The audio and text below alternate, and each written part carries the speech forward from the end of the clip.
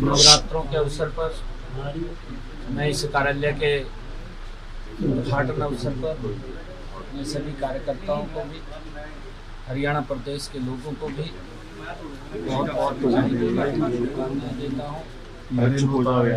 नवरात्रों की हरियाणा प्रदेश वासियों को बहुत बहुत बधाई और शुभकामनाएं मैं देता हूँ। खुदा से प्रार्थना भी करता हूँ कि हर हरियाणवी,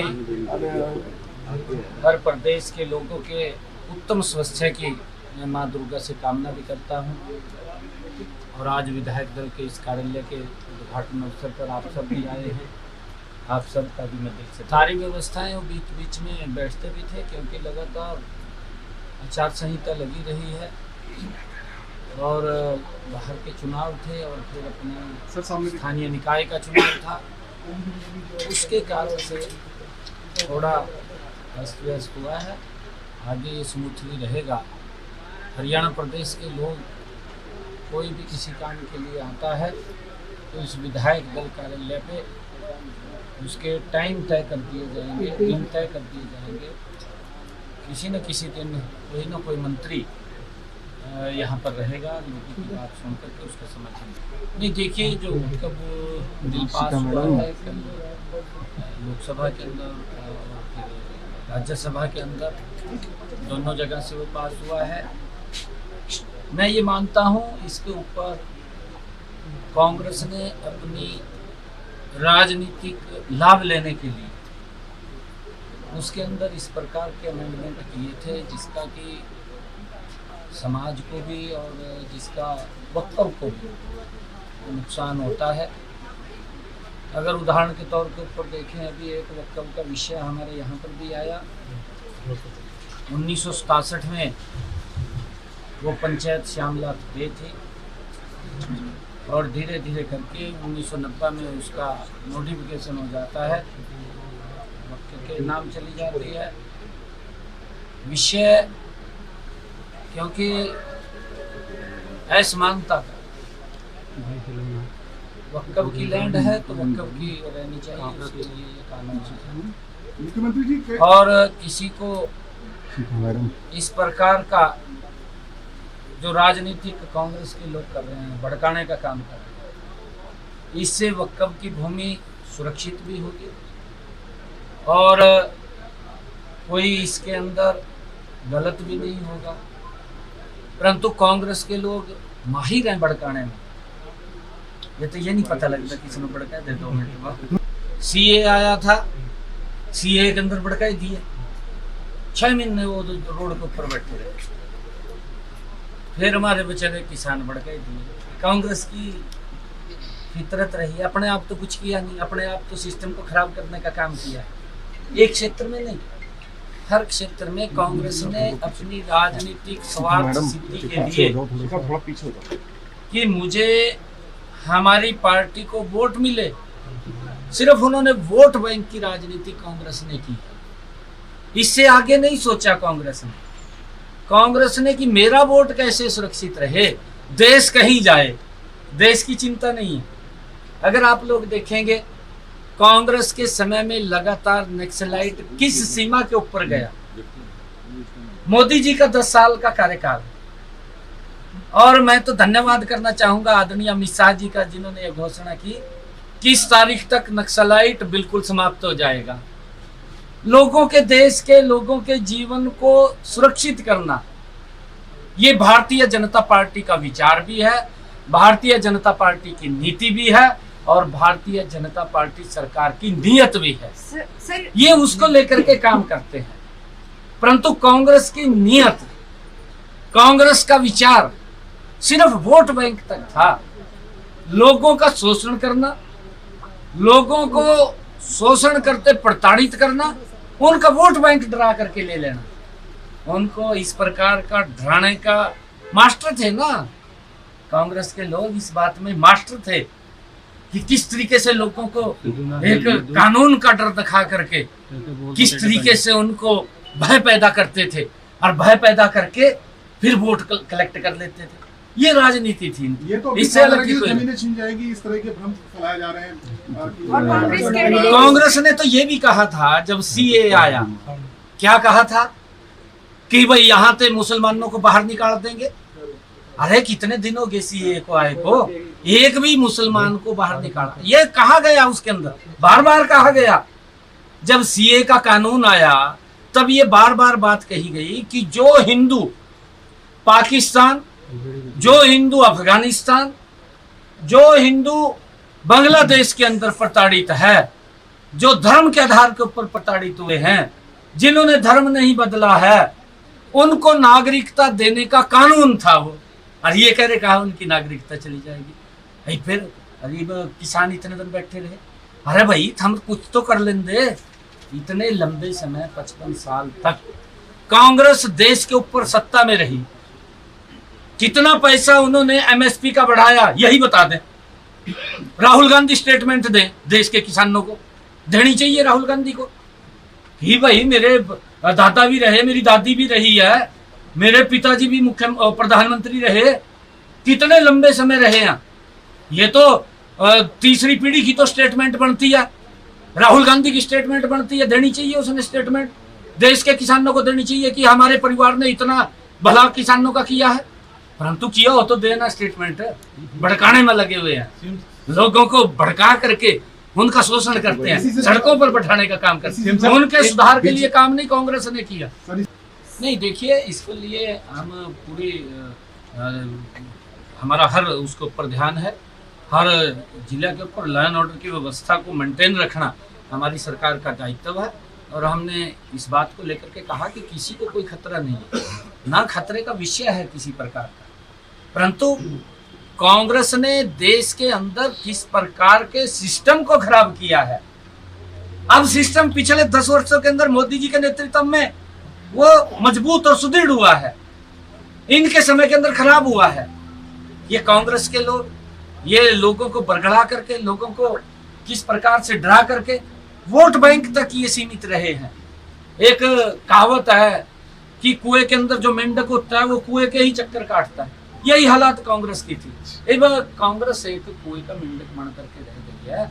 इसकी सोच कोई बड़ी नहीं है, इसकी सोच कोई देश के हित की नहीं है, क्योंकि देश के अंदर जिस प्रकार की आवश्यकताएं लोगों की थी, नरेंद्र मोदी जी के नेतृत्व में वो आवश्यकताएं पूरी हो रही है। चाहे आप रोड्स की बात ले लीजिए, चाहे आप हॉस्पिटल्स की बात ले लीजिए, चाहे आप एम्स की बात ले लीजिए, चाहे आप किसानों को लगातार उनके एमएसपी बढ़ाने की बात ले लीजिए, चाहे किसानों को फसल के खराबे का पैसा देने की बात कर लीजिए, चाहे रेलवे की कनेक्टिविटी की बात कर लीजिए, चाहे एयर कनेक्टिविटी की बात कर लीजिए, और चाहे दुनिया के अंदर भारत के सम्मान की बात कर लीजिए। भारत ने पिछले 10 वर्षों में एक गौरव हासिल किया है। भारत दुनिया की 5 ट्रिलियन की इकोनॉमी बना है और आने वाले समय के अंदर ये दुनिया की 3rd नंबर की ट्रिलियन इकोनॉमी बनने वाला है। आदरणीय प्रधानमंत्री जी का दिल से धन्यवाद भी करता हूं कि हरियाणा के अंदर आ रहे हैं। बाबा साहेब डॉक्टर भीमराव अंबेडकर जी भारत रत्न, उनकी जयंती के अवसर के ऊपर बड़े प्रोजेक्ट हरियाणा को आदरणीय प्रधानमंत्री जी वो देंगे, उनकी सौगात देंगे। विकसित भारत में एक मजबूत कदम आदरणीय प्रधानमंत्री जी हरियाणा से रख रहे हैं। आदरणीय प्रधानमंत्री जी ने विकसित भारत की मजबूत नींव रख दी है और अब मजबूत भारत बनने की तरफ गति से बढ़ रहा है। आप देख रहे हैं उसी का कदम है कि हमें हरियाणा को पहला एयरपोर्ट मिल रहा है। हरियाणा में 800 मेगावाट का एक सुपर क्रिटिकल यूनिट बिजली का संयंत्र भी लग रहा है। इन 2 बड़े प्रोजेक्ट की एक का उद्घाटन, एक की आधारशिला रखने के लिए आदमी पड़ा है। तो मुसरे भाई है दोनों दोनों मुसरे भाई है। हाँ दोनों देख रहे हैं आप पंजाब के लोग कांग्रेस से भी खपा हुए हैं। आम आदमी से तो इतने ज्यादा दुखी हुए, फिर भी कांग्रेस से भी 4 कदम आपका राज्य अरे पंजाब के लोगों ने मन बना लिया है, भारतीय जनता पार्टी की सरकार कमल का फूल पंजाब के अंदर नरेंद्र मोदी जी के नेतृत्व में खिलेगा। मोदी जी बिना भेदभाव के काम करते हैं। ये नहीं है कि यहाँ से वोट नहीं मिला, कांग्रेस तो यही बात कह देती कहा हमारे तो वोट नहीं दिया, हम कोई काम नहीं करते, ये बात बोल देते थे। मोदी जी नहीं, मोदी जी की सोच है कि हमने 140 करोड़ लोगों के हित में काम करना है। मोदी जी ये बात बोलते हैं, बिना भेदभाव के काम करते हैं। मोदी जी ने पंजाब के अंदर भी बिना भेदभाव के काम कर, ये आयुष्मान कार्ड है, ये लागू तो करना है पंजाब सरकार ने, ये नहीं लागू करते हैं।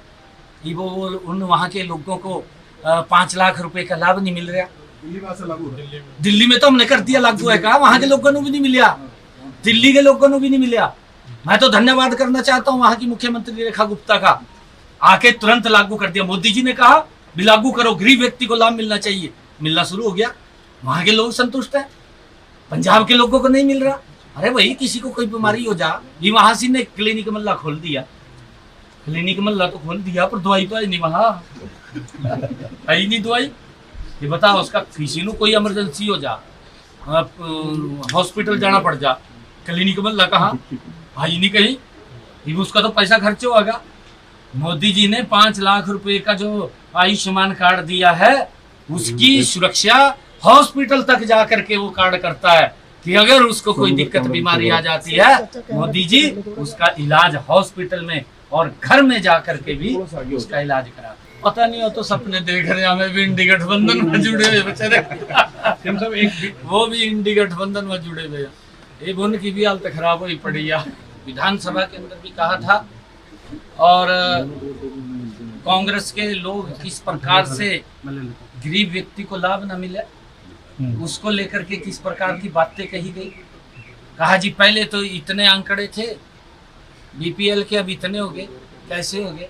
हमने बार बार कहा है कि भाई पहले जो केंद्र सरकार की बीपीएल सीमा की जो लिमिट है वो 1,20,000 थी, हरियाणा के अंदर हमने 1,80,000 कर दिया। भाई जब 1,80,000 किया तो ऑटोमेटिक बढ़ेंगे, परंतु कांग्रेस ने इतना हो हल्ला किया विधानसभा के अंदर, इस प्रकार की बातें बोली।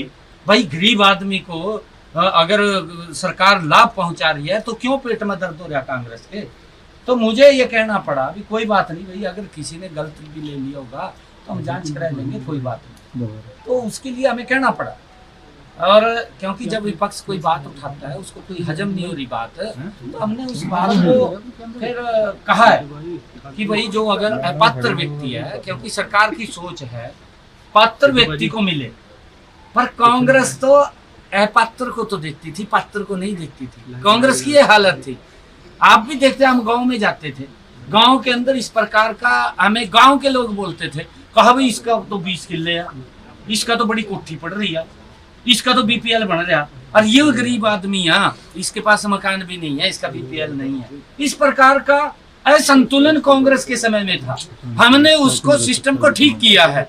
अगर किसी ने कोई एक अद्धा कोई व्यक्ति ऐसा होगा कि भाई चलो ले भी लिया होगा उसने, तो हमने कहा है देखिए पात्र जिस व्यक्ति के लिए योजना है उसको लाभ मिलना चाहिए, उसको लेकर के हमने कहा है। परंतु कांग्रेस ने किस प्रकार का हो हल्ला विधानसभा में किया और किस प्रकार का उन गरीबों के प्रति, अरे भाई थोड़े समय के अंदर क्या हालात होते थे, अब आप तो देख लो।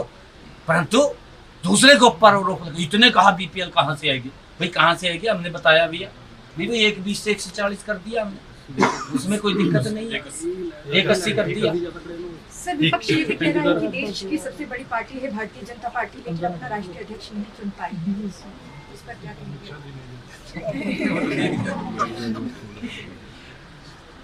यहाँ तो एक को जना चुना जा रहा है कांग्रेस का, तो और तो कोई सोचो नहीं सकता भी और कोई बन जाएगा, राहुल बना गया, सोनिया बनेगी है, या फिर उनका जो नजदीक का आदमी होगा जो उनकी रसोई ठीक है सर। Thank you sir. कल से अभियान शुरू हाँ, कल एक बहुत बड़ा अभियान साइक्लोथॉन यात्रा पिछले दिनों भी वो पूरे हरियाणा प्रदेश के अंदर चली थी। नशे को लेकर के युवाओं के अंदर एक जन जागरण अभियान, और मैंने अपील किया है कि इसके अंदर यात्रा में महिलाएं भी, स्पोर्ट्स के हमारे लोग भी, आम नागरिक भी, यूथ भी इस नशे के अभियान के अंदर वो शामिल हो, उस यात्रा का स्थान स्थान के ऊपर स्वागत करें, निकल करके युवाओं को जागरूक करें। और यात्रा कल उसका शुभारंभ हिसार से हो रहा है और पूरे प्रदेश के अंदर ये यात्रा चलेगी। 28 तारीख को ये सिरसा के अंदर, सिरसा से डबवाली के बीच में ये समापन होगा। डबवाली में जाकर के इसका वहाँ से चलेगी, उसको झंडे दिखाएंगे। और मैं अपील भी करना चाहूँगा क्योंकि नशा विकास के अंदर भी बाधा है। नशा परिवार को गरीबी की तरफ ले जाने का एक षड्यंत्र है। हमें इससे बचना चाहिए कि व्यक्ति का विकास हो, व्यक्ति तंदुरुस्त रहे, और तंदुरुस्त होगा तो विकास से गति तेज होगी, गरीबी भी नहीं आएगी। नशे में गरीबी भी है, व्यक्ति को गरीब कर देता है। तो हमें इन चीज़ों से बचना चाहिए और इस यात्रा के अंदर शामिल होकर के इसका समर्थन करना चाहिए।